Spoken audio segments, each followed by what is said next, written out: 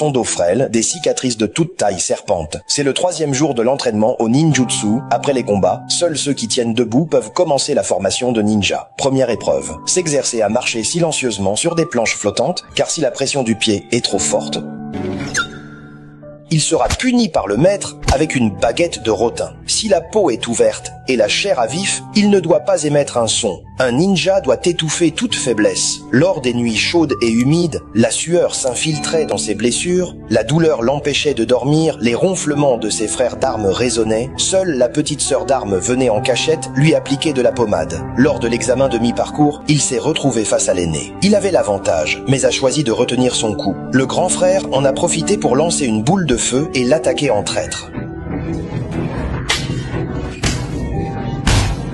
Il serrait les dents, la tête ensanglantée, sans un gémissement. Cela ne suffisait pas, car bienveillance et compassion sont tabous pour un ninja. Le maître le saisit de la main gauche et, de la droite, frappa violemment son dentian.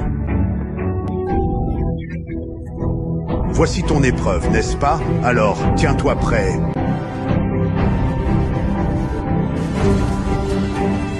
Cette nuit-là lui parut longue, tandis que le maître dormit d'un sommeil profond. Il pensait d'aller ramasser le cadavre de son disciple, mais en ouvrant la porte, il vit Mei Zhang assis en tailleur, en pleine méditation. Sa vitalité exceptionnelle gagna l'approbation du maître. S'ensuivit un entraînement visant à se détacher de sensations. Les yeux bandés, il choisit d'affronter une épée double avec une chaîne. Il parvint à peine à se défendre, fut sans cesse renversé par la lame. Son adversaire utilisait le sifflement de l'épée pour perturber son ouïe, jusqu'à ce qu'il obtienne l'approbation de son maître.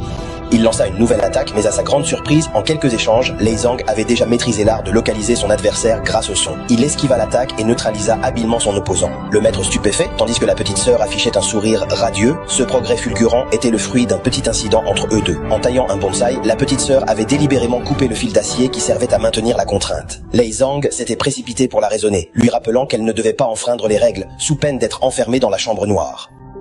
Je crois que le cœur de l'arbre sait dans quelle direction il doit pousser. Les arbres n'ont pas de cœur. Tout a un cœur. Moi, je n'en ai pas. Il me répond bonjour et il est heureux de me rencontrer. Mais... Ainsi, à chaque pause, ils accordèrent le rythme de leur battement de cœur. Lei Zhang distingue la différence de fréquence cardiaque de son adversaire et remporte la victoire à une vitesse fulgurante. Il ne parvenait pas à satisfaire les exigences du maître. Tous les échecs doivent être semés dans la chair.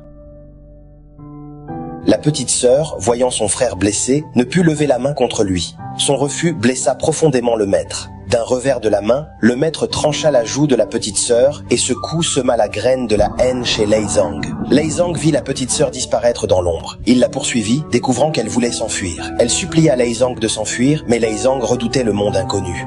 Pour lui, c'était une menace. La petite sœur enfila ses griffes de combat et disparut dans la nuit pluvieuse. Ce n'est qu'au réveil, alertée par des cris, que Lei Zhang apprit qu'elle n'avait pas réussi à s'échapper. À part cette nuit où elle avait soigné ses blessures, ce fut une nuit pénible pour Lei Zhang. Le lendemain, la petite sœur fut attachée au pilier d'entraînement et le grand frère aîné exécuta la sentence. Dans le regard qu'elle lança à Lei Zhang, elle lui montrait la direction où